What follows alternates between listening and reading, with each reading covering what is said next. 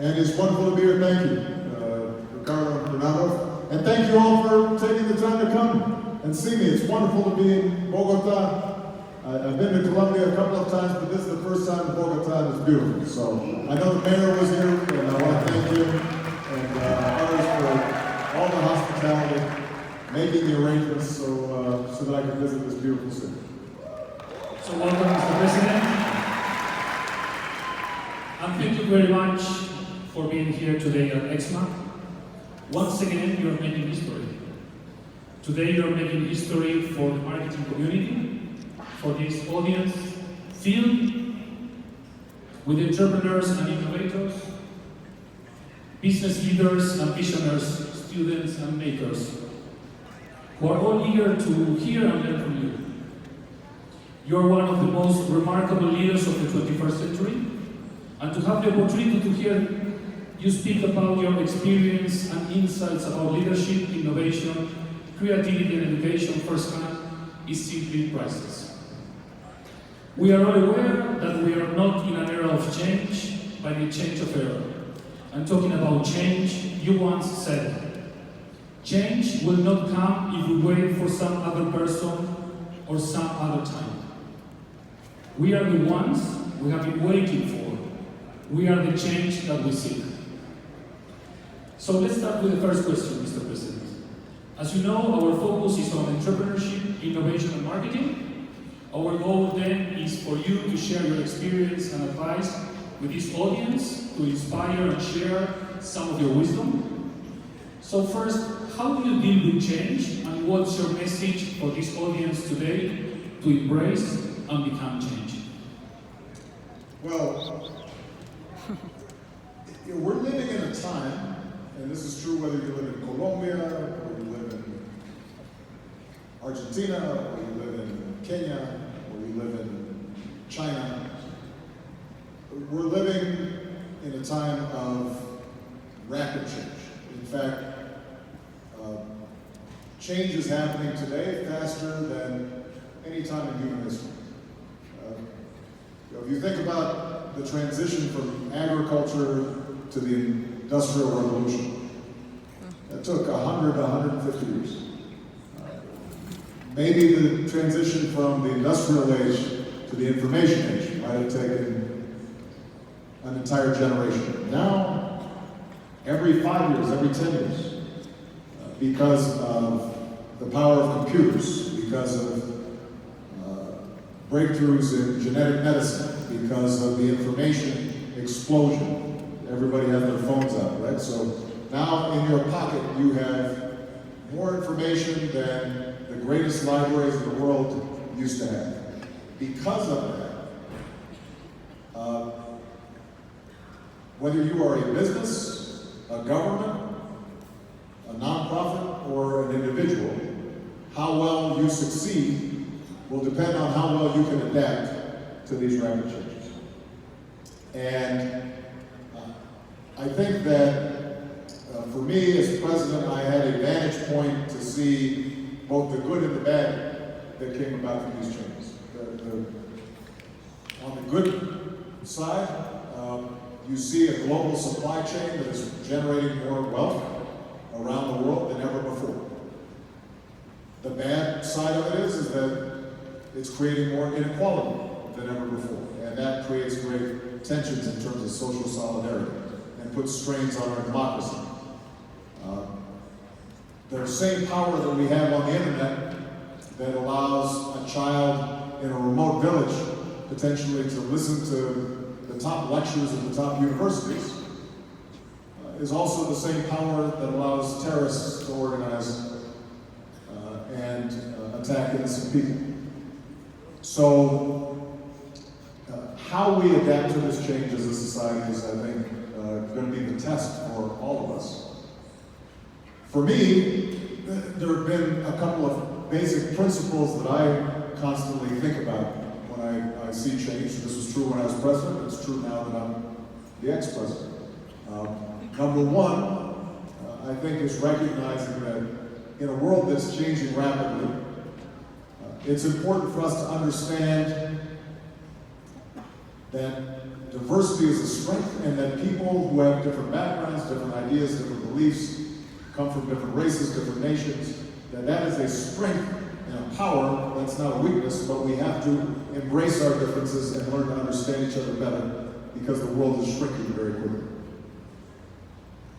Number two, I think we have to recognize that some of the old structures and hierarchies don't work anymore because power is not decentralized. And so the effective organization, whether it's a government or a business, it has to empower all the people who are part of that team, not just have one person at the top who has all the information and is sending it down to tell people what to do. Number three, I think that it's very important that during this period of rapid change, we understand that knowledge is power, and that means investing in our human capacity and resources is the single most important thing that we can do. As a nation, the most important thing Colombia can do is to teach its children. The same is true in the United States. The power of a country like Singapore doesn't come from its natural resources. It has to do with the fact that they have 100% literacy, and they produce outstanding math and science and engineering students, and as a consequence, they can leverage that knowledge in a way that allows them to have an extraordinarily high standard of living relative to some countries that may have enormous natural resources but are not investing in their people. I think at a time right now in the world in which there's a contest of ideas between people who want to look backwards and are clinging to the old ways of doing things. So they think in terms of hierarchy and patriarchy and tribalism and ethnic divisions and religious absolutism. They define themselves as us and somebody else as them, and it's a very traditional way of thinking about power and how to build an economy. That, I think, is on the losing side. But right now, you're seeing, because of all the uncertainty, some of those attitudes have been on the rise. I think over the long term, the countries that succeed are going to be the ones that embrace the future and change rather than look to the past. And that means empowering all people, giving every child an opportunity, giving them all the talent, or tapping into all the talents that people have, regardless of whether they're men or women, whether they're black or white, whether they start off poor or they come from a wealthy family. Do they have the opportunities, and are we giving them the knowledge base that they can innovate and succeed in this new world? Fantastic, Mr. President. You want to clap your hands, please?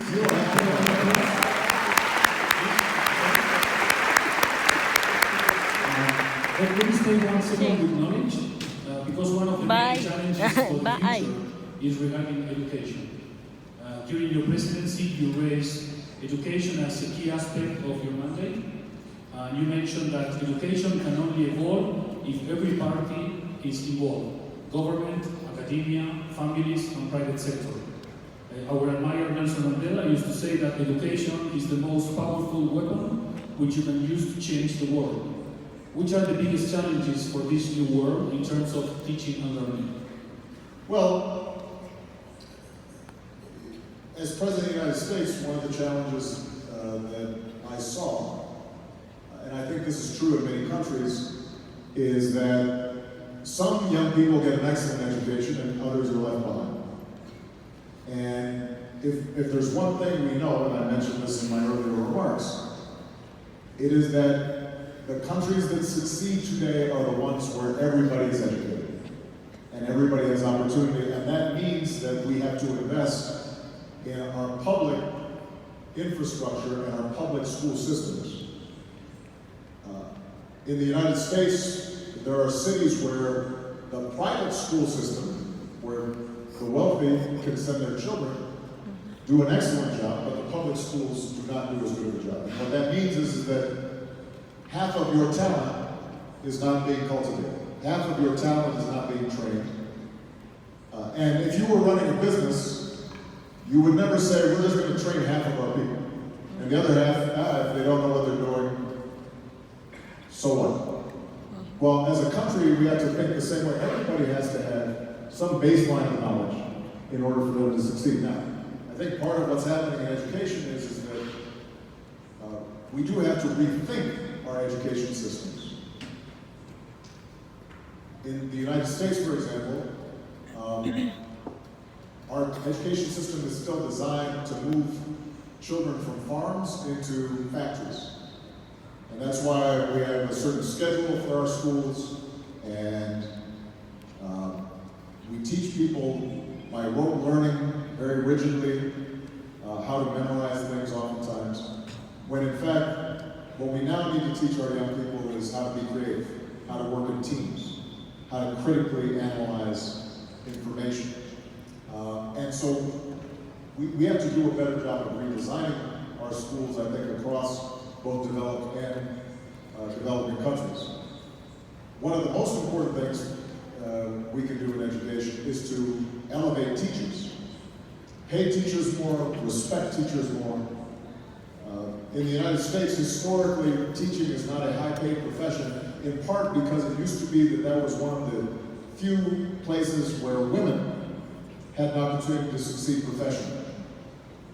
And because of sexism and bias, then you paid women less, and so the teaching profession got paid less. But if you look at, for example, countries like Finland, which has one of the best education systems in the world, it's as hard to become a teacher as it is a doctor. And you have to train just as long, and you get paid just as much as being a doctor or a lawyer. And so part of the goal, I think, for education is to invest in our teaching corps and recognize that that's one of the most important professions we can have. The other thing that we are starting to look at, I think, is information technology as a tool to teach. You're starting to see even some of the best universities in the United States, like Stanford and Harvard, are starting to put courses online and partner with highly effective online learning systems where people can get degrees remotely rather than being on college campuses that can reduce costs. And the final trend that I'm seeing in education that I think is important is not all education has to be 4 years of a college education. Because in the United States, for example, we have a shortage of skilled tradesmen, plumbers, electricians. Training people for practical work is also important. As long as we continue to give them opportunities as they master their trade, then to take the next step, potentially, if they decide they want to start their own business, they can also get a business degree. Or if they want to be a manager in a larger company, they can rise up. And so all of us, I think, have to recognize the process of lifelong learning. You know, Michelle and I, we talk all the time about the fact that you know, she's not old, I'm getting old. So she always reminds me. But our goal is never to stop learning. And for young people now to have a successful career in any nation, they have to continually update their skills. It's a continuous lifelong learning that takes place. And I think young people recognize this because they understand that if the days are gone when you go to work in one company and you work in that company for 30 years because the economy is too dynamic. If your skills become obsolete, you're going to be out of luck. Yeah. Absolutely. You mentioned your wife, Michelle. She's a powerful figure and role model for a lot of people.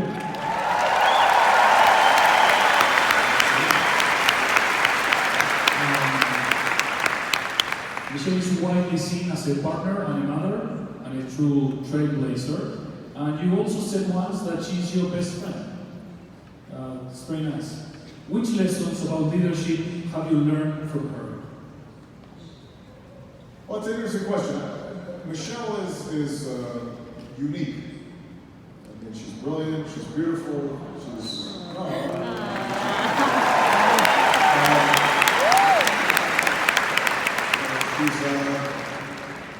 she's funny. She's honest. She's a great professional, but she's also a wonderful mother for our daughters. I think actually the thing that I've learned from her is something that I understood because I was raised mostly by my mother and my grandmother,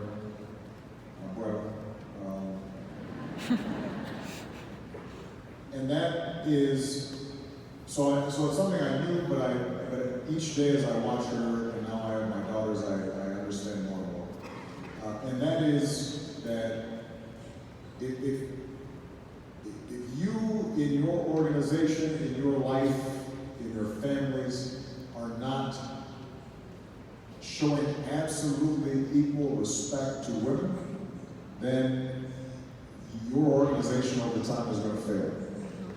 That's true in your house, that's true in your business. And this is not just, my opinion. They've actually not done studies. Organizations that have enough women on their board of directors perform better. This is for-profit businesses and companies. They are higher performing, make a higher profit, better teams. And what's true in business, I found it was true in government.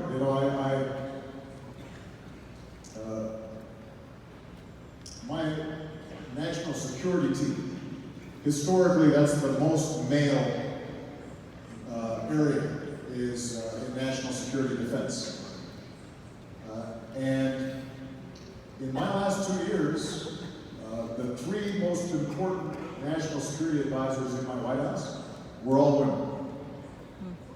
And so all the work we did with the Paris Accords and with the Iran nuclear deal and all our important initiatives, I had key women advising me. They were all very small also, by the way.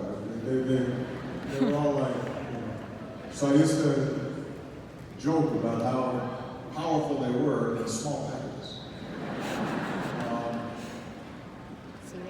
But part of what happens is that when women are involved in organizations, they bring a different perspective. And they have different insights. And one of the key things I've learned as a president is that you make your best decisions when you have different perspectives around the room. If everybody thinks the same way you do, then you're going to make bad decisions. Because we all have blind spots. We all have things we don't see. I know that many of you are involved in business and marketing, branding. If right now you are trying to market in the United States, at least, I don't know, I know less about Colombia, but let's say in the United States. If you want to market to young people, and you have no people of color, you don't have any black or Latino people in the room, then you are going to be missing what is going to be half of your market over the next 20 years. If you are trying to sell clothes and you have no women in the room, but you're trying to sell clothes to women, Michelle, she teaches me this. She's like, it seems like they only make clothes for Malia and Sasha. My body is different than Malia and Sasha's. So they better talk to me if they want to know what I want to buy. And by the way, I control the pocketbook in the house. So I have the most disposable income, right? So I think that, whenever I was trying to make a very hard decision, the first thing I would do is have around the table not people who agreed with me, but also people who disagreed with me, or people who saw things from a different perspective. Because by having a dialogue with them and asking them questions and having them challenge the assumptions that I was making, I knew that at the end of the process, I would be making a better decision. It didn't mean that every decision I made was perfect, but it meant that I'd seen from every perspective how the decision I was making might lead to the results that we were hoping for. Fantastic. In fact, diversity matters a lot. History was made when you became the first African American president of the United States of America, and that was the day when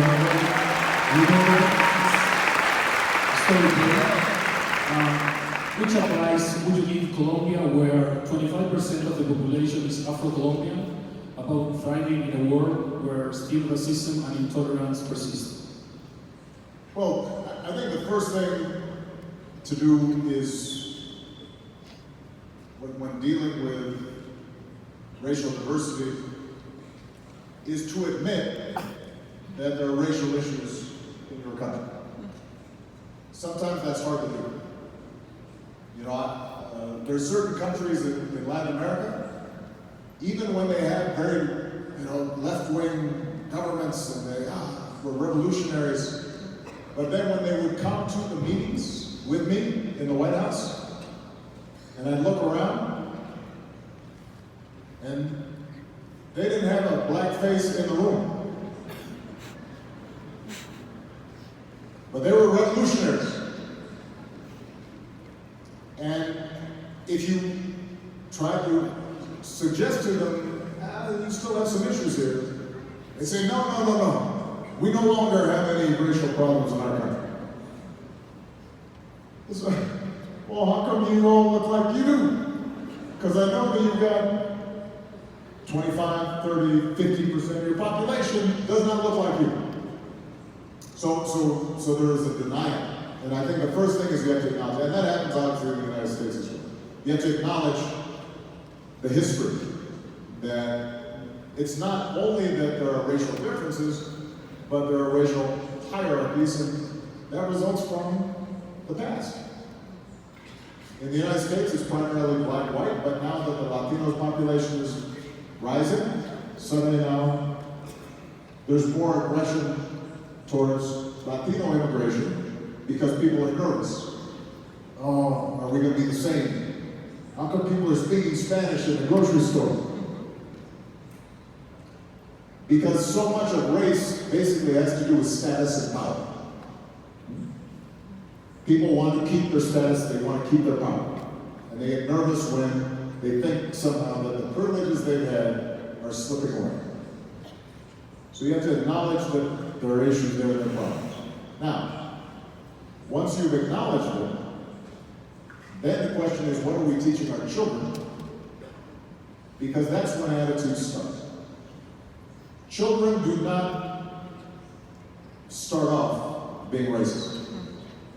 If you watch 3-year-olds and 4-year-olds and 5-year-olds playing, they can't tell the difference.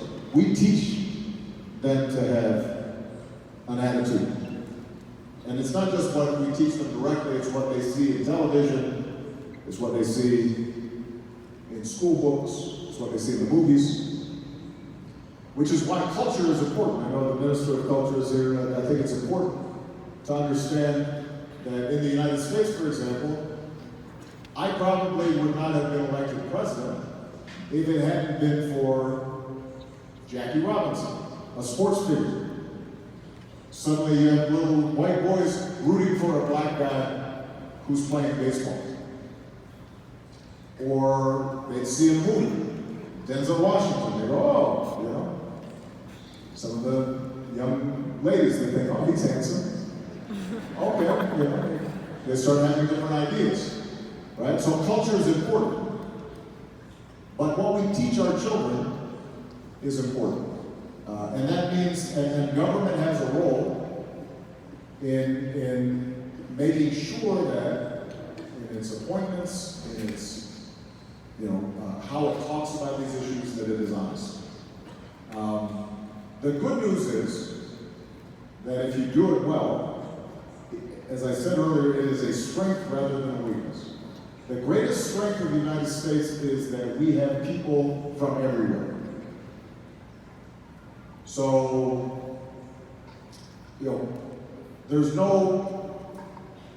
if you have a diverse country, it means you can steal ideas from every place.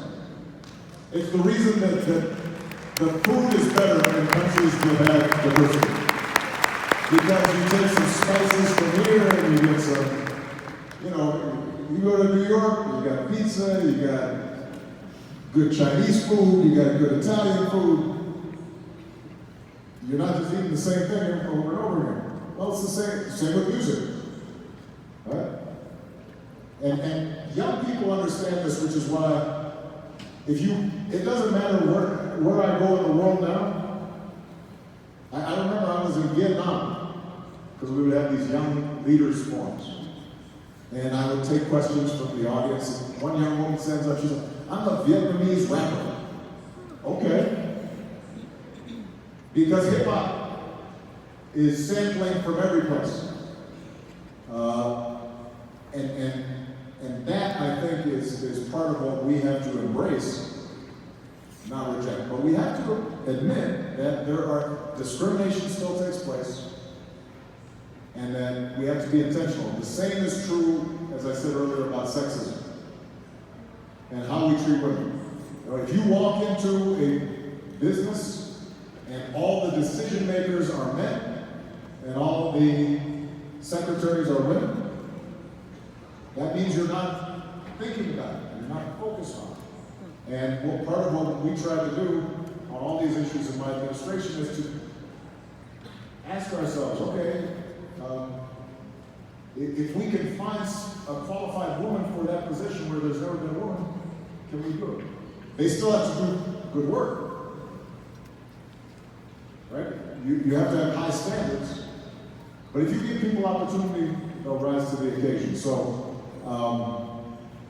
it is not something that happens overnight. Culture is something that happens over time, but it can change. And part of my election, and one last point I would make, I think you have to understand, because it takes time, people's ideas, they may change a little bit, but they may not change completely. I remember when I was running for office, sometimes my volunteers would go knock on doors to ask somebody, are you going to vote for Obama? And they'd say, yeah, I'm voting for but they wouldn't say black guy. They would use a word that is not so good. So they had made the mental leap to say, I am going to support him, but they were still using the old word. And that's part of the process, right? So, I would tell my team, well, don't get too offended. Get his vote. Then later, they'll go back and we'll say, no, by the way, don't use that word. It's not such a great word. But that's part of the process that takes place. And I think sometimes those of us who are pushing change, we become very, we scold. Somebody says the wrong thing, they you're a racist or you're sexist. And part of what I tell my children is I say, look, all of us have these ideas in our heads. Nobody's pure. We all have our own biases and prejudices because we grew up in societies that have them.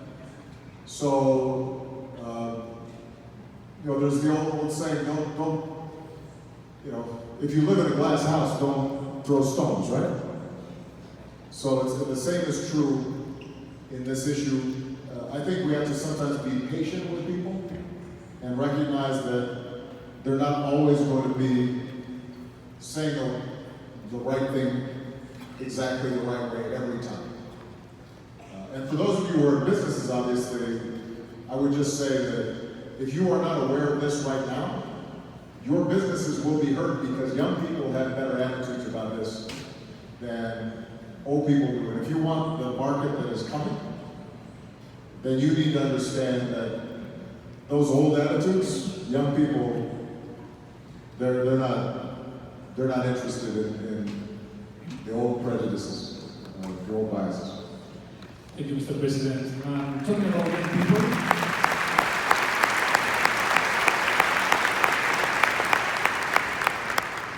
Martin Luther King Jr. said that if I cannot do great things, I can do small things in a great way.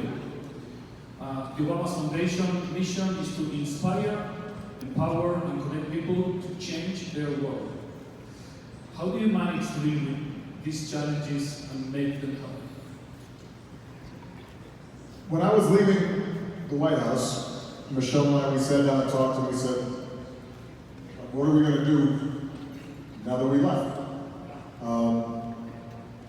And right away we agreed we should get more sleep, so that we slept for a while. But then we also said, how do we want to continue to help people and make a difference? And what we decided was that I care very much about specific issues like education or climate change or peace. But what I discovered as president was the single biggest problem that we face is not that we don't have good answers, but it's that we don't have enough leaders to move those answers forward in the world. And I had been inspired when I was president. Every country I went to, I would try to have meetings with young people, just to hear from them, to talk to them, to inspire them. And I said, why don't we have our foundation focus on training the next generation of leadership? So what the Obama Foundation really is designed to do is to identify young leaders in every country around the world, including in the United States, and to give them the resources and the training and the inspiration so that we can train hundreds of thousands and millions of young leaders across national boundaries, across issues, so that over time we are developing 1,000 Baracks and 1,000 Michelles, and at every level, not just at the very top of government or business, but also at the local levels and in villages and in communities. Because my background, I started working in poor communities in Chicago, and I'm a big believer that change oftentimes comes from the bottom up, not from the top down, and that you need leadership from everywhere. So we've now, we've only been operating now for a year and a half. We're building a presidential center in Chicago where we can do trainings in classrooms. There'll be a university for social change. We're partnering with universities and organizations around the world. We had a summit of the top 200 young leaders in Africa from 50 countries last year. We're doing something similar in Asia next year, and our hope is, or rather this year, our hope is that next year we'll do something about America.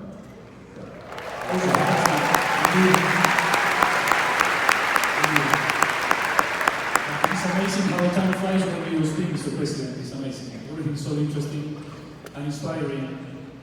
From your perspective, what is the next wave of disruption and change that you see in the future? Is technology at the core of that change, or is human talent? How can Colombia and Latin America foster innovation and creativity in this environment? Well, one of the things that I discovered when I was speaking with young leaders from across the continent, across Latin America, is how many entrepreneurs there are, how many young leaders there are who are setting up businesses and starting social media networks, and so there's a huge amount of energy and innovation. the countries that succeed are the ones that help those young people succeed. And I think there's some, each country is different, but there's some common ingredients. Number one is what I mentioned earlier. A country has to invest in its education system. And I do think that there's still an underinvestment in education in Colombia, across Latin America, and in the United States. We are not training our young people in the jobs of the future and the opportunities of the future. We're still looking backwards. The second thing is you have to have a government that is efficient and where there's rule of law, so that if you want to start a business, you don't have to pay a bribe. It happens quickly. There's just a basic efficiency. So you're creating a platform and environment for entrepreneurs and new ideas to succeed. And, in my own country, there are some who say government is the problem. The free market, everything is about the free market. But the truth is that the marketplace doesn't work if you don't have good government and good structures. If you don't have good roads and airports, you can't get your goods in and out. If you don't have good energy systems and you have blackouts, that's going to affect the bottom line of the business. If you don't have rule of law and you invent a great app and somebody can steal it because there's no rules governing intellectual property, then you give people no incentive to create new applications for their phone, right? So that is important. And I think that the idea that somehow you can ignore good government while still having the marketplace solve your problems and succeed and rising economic, that's not how things work. If you look at the countries that succeed, they have a basic, solid way of doing business. And as I mentioned earlier, I think the other thing that we have to understand is that technology is driving things so quickly. Just to give you an example, artificial intelligence, what's called AI, many of you have probably read about it. I've actually seen some of the capacity. Right now, your laptop, they have self-learning applications that can read x-rays better than a radiologist. So there are not just unskilled people who are going to be put out of work by this AI, but highly skilled professions, suddenly machines are going to start doing. What that means is that the people who are successful are the people who can do things machines can't do. The creative thinking, the innovation, the using applications to create value. And what that also means is that countries and organizations are going to succeed if they are putting power in the hands of each person. You can't have somebody just sitting on an assembly line doing the same thing over and over again, because machines are going to be doing that. So if you're successful, you have to have every one of your employees empowered to think creatively, come up with new ideas, be able to work in a team setting, and that once again means that you have to think less from the top down and more as a circle, with everybody making contributions. And I think that when you go to Silicon Valley, it's interesting to see how those teams operate. They have very flat organizational structures. And the offices are open because they want people going from office to office, constantly trying to figure out, what are you working on? How are you doing this? Let's solve this problem together, as opposed to everybody just doing something on their own. But I will say this, if countries don't make this investment now, and they think that they can employ their young people in manual labor, then they're probably going to start seeing more and more unemployment. And talking about young people, in Colombia, such as in the rest of Latin America, 40% of the population is young. One of my favorite quotes from you is, I am asking you to believe not in my ability to create change, but in yours. We've heard about government and about companies. What is your advice for the next generation of leaders in Colombia and Latin America? One of the great things about being young is that you shouldn't be trapped by the old ideas of the past. You can see the world in new ways. You're not trapped by this idea that, well, that's how we always did things. And I want young people to trust those instincts in their own power and their own ability to reimagine their societies, reimagine businesses, reimagine how politics can work. Usually the advice I give young people is that if you want to be a leader, the most important thing is to recognize that very few people accomplish great things by themselves. And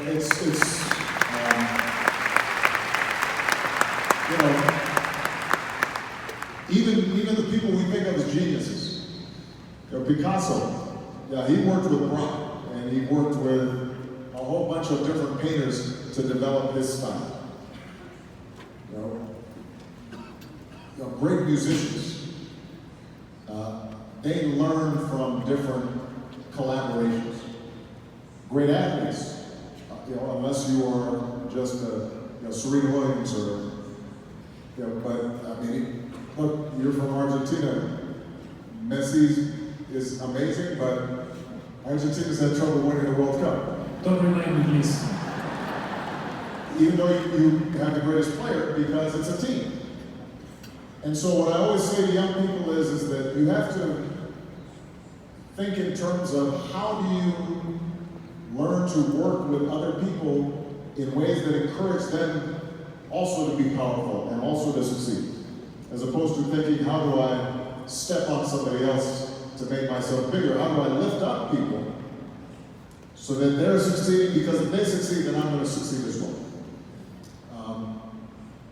The second advice I often give young people is focus more on what you want to do and not what you want to be. And what I mean by that is, when I was in Washington, I'd meet young people, they'd come and they'd say to me, oh, Mr. President, I want to be a president. And I'd say, why? Well, I don't know. I just, but I think that that's true in politics, it's true in business. And what I say to young people is usually the people who are the most successful, it's because they're passionate about what they're doing. I didn't go into politics because I said I want to be president. I went into politics because I said I want children to have health care. And I want young people to be able to get a great education. And I was working on those things that led me into politics because it was a means for me to achieve those goals. Bill Gates didn't start off saying, I want to be the richest man in the world. He said, I really love computers. And he worked to try to create software that would revolutionize how we consume information. The byproduct was that he built this amazing company and became extraordinarily wealthy. So, thinking in terms of what is it that you want to accomplish?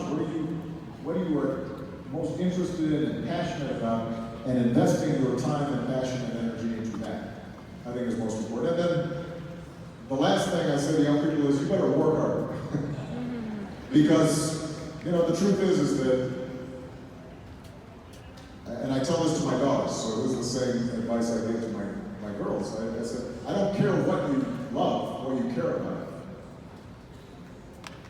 If you don't invest time, you will not be excellent at it. And if you're not excellent, then it doesn't matter what your intentions are, you are not going to, people will not follow somebody who is not working hard and doing their best. You know, in the White House, I always used to say, I will never get mad at you for making a mistake, but I will get mad if I feel as if you're not doing your best. And I think that is and you lead by example. The leaders who you end up most admiring are the people who themselves make sacrifices. You know, I remember traveling to South Africa for this the first time and going to Robben Island, which is where Nelson Mandela was in prison for 27 years. And you would hear stories, including from some of his colleagues who are still alive, they would tell me about what it was like being a prisoner with Mandela. And Mandela, the guards sometimes would say, Mandela, here, you can have this special meal. They'd say, well, no, I'm not going to have this meal if all the other prisoners are not getting this meal. Oh, Mandela, you know, you don't have to break rocks in the hot sun all day. No, that's what my colleagues are doing. That's what I have to do too. And so it's not a speech that made Nelson Mandela great. It's people seeing somebody living out their convictions and making sacrifices. And that's what people watch. What do you do? Not just what you say. Fantastic. Fantastic. Thank you.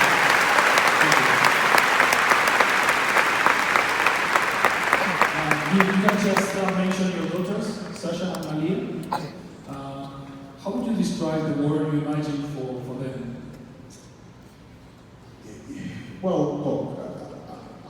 I am always optimistic, and I tell my daughters that as difficult as things seem today, and I think we watch the television, we read the newspapers, and we say, we have so many problems around the world. There's war, and there's conflict, and there's racism, and there's environmental catastrophe, and crime. I said, but the truth is, if you looked across history, and you had a choice, when do you want to be alive? And you could be alive at any moment in human history, and you didn't know ahead of time who were you going to be. You didn't know whether you would be a man or a woman, you didn't know whether you'd be rich or poor, what country you lived in. What moment would you choose? You would choose today. Because as bad as the news is sometimes, the world has never been wealthier, it has never been healthier, it has never been better educated, it's never been more tolerant of people's differences than it is today. And so that's a reminder that we should stay optimistic, because something Dr. King once said, he said, the arc of the moral universe is long, but it bends towards justice. And I believe, I have faith in the human capacity to solve problems and to use our minds and to rise above our petty conflicts. But it requires us using our minds. And sometimes we don't do that. So when I think about the world for my daughters, I want a world in which we take climate change seriously, because the planet's getting warmer, and that's going to affect people around the world. And there's no escaping that. And that is science, and it is fact. So I also want a world in which People believe in facts and science and not just opinions. One of the problems I see in the internet is people read anything they say, oh, this must be true. And I think that's a very dangerous thing. You know, I often quoted a politician in the United States who once said, you are entitled to your own opinions, but you're not entitled to your own facts. Some things are true and some things are not true. And sometimes politicians, they just say whatever comes into their heads. And that may work for a while, but eventually truth catches up. So you can deny that the planet is getting warmer, but eventually the sea is going to be 3 feet or 4 feet or 5 feet higher. And I don't want to leave that to my children. And finally, I want a world in which we have overcome our tendency as humans to look at people's differences rather than to see what we have in common. I mean, the fact that with everything that we know, we still judge people based on the color of their skin or their gender or their religion makes no sense. Because of what we know about the universe, we are this tiny little dot that is circling around one sun out of billions of suns. And the idea that my hair is curly and yours is not makes a difference, makes no sense. That can't be true. And so if we're organizing our society or our politics around those superficial differences, then we're making a mistake. And I hope for a world in which we recognize each other's common humanity. Because parents in Colombia want the same thing for their children as parents in the United States, as the same thing as parents in India. They want their children to be healthy. They want them to have opportunity. They want them to be able to work hard and make something of their lives. They want them to be safe. All of us have the same disappointments and hopes and dreams. You know, one of the things that one of my favorite moments of my presidency was very early in my presidency. I was in Mexico, and the great novelist, Gabriel Garcia Marquez, who is still alive, he came as a guest of the Mexican president. And he gave me 100 Years of Solitude. He gave it to me, his copy. He had it signed. He said, 100 Years of Friendship. Gabriel. And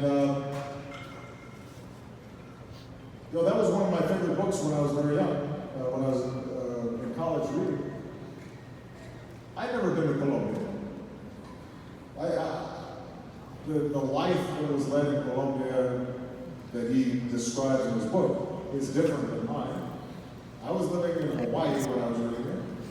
And yet, because we are the same, deep down, I could read that and it could speak to my spirit. And that's evidence, that's proof that we're the same. And I hope that that's something that we understand for our children.